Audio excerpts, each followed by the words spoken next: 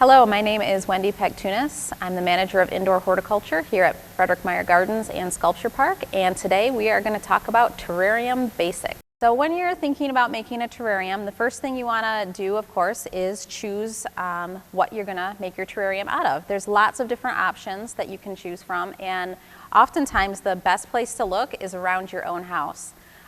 For example, as you can see here, vases that you may have around, mason jars work great for real small terrariums. Any vessel that is clear like this, and or a classic terrarium vessel there has a mirrored background that gives you a little extra depth, some things that you may want to consider.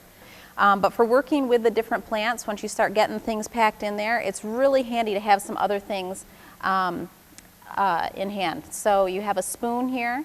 That works great in place of a shovel. A spoon with a stick tape to it is great if you're going to use something that's deeper and that you need to get down into. Small pruners are perfect for working on those smaller plants. And then tongs are also really nice for getting things placed down in there where maybe you can't fit your hands so well. As a final touch, paintbrushes are great for dusting everything off at the end and making things look all nice and tidy. When you're building a terrarium, it's really important that you have drainage for the plants that you're going to be planting in there. The vessels that we're talking about today, they don't have any drainage like a regular pot would, so we have to create drainage for them. To do that, the best way to do it is to put small stones or pebbles or pea gravel in the bottom of your container. A 1 to 2 inch layer, depending, proportionate to the size of the container that you have. From there, we like to add charcoal. Charcoal just keeps things balanced nicely. If you do happen to overwater, it keeps things from getting murky and that sort of thing. Keeps things balanced. And then soil, of course, to plant your plants into. So you've got 3 layers.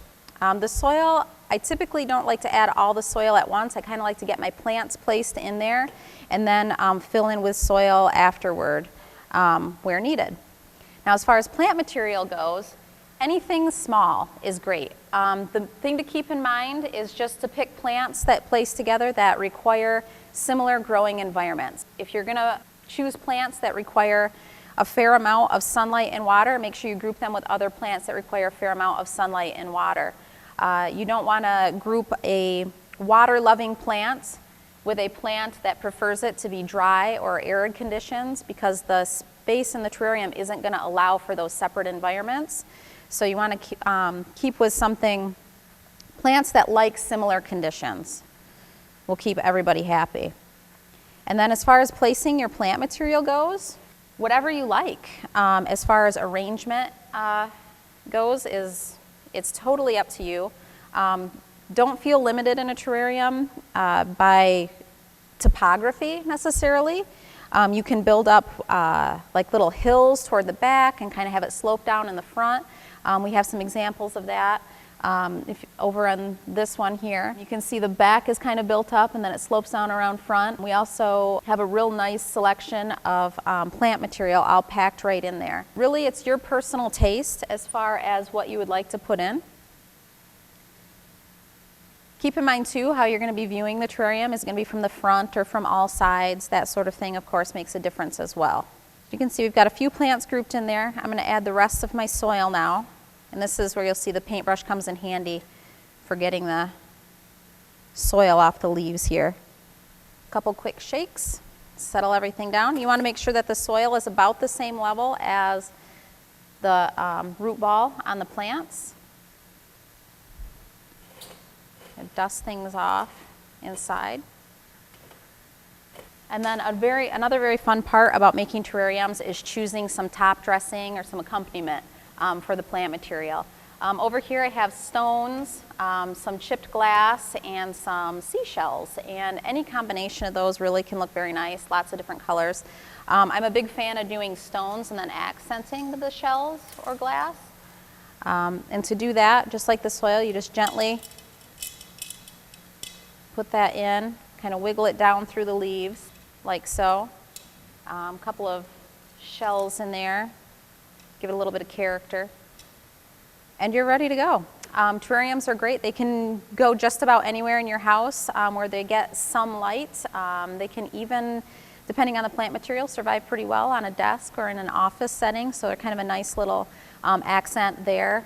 It's something that's, you know, self-contained and it keeps a nice and tidy area while still providing plant material. Some quick care tips as far as terrariums go. Like I said before, keep in mind that you're working with plant material that doesn't have drainage because of the type of container that it's in. So you want to make sure that you water often, but that you water lightly for most of them. And to do that real easily in the home setting, rather than using a watering can, which may wash the soil out, a real handy method is to take a turkey baster and just gently put the water in like that. It's almost like a nice little rain in there for them. You want to let the soil dry out between waterings, and you always want to keep in mind not to overwater.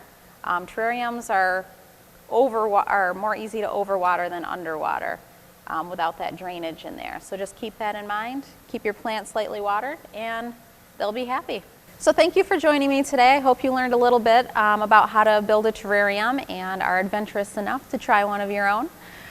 If you would like some more information about Frederik Meijer Gardens and Sculpture Park, please visit us at www.meiergardens.org.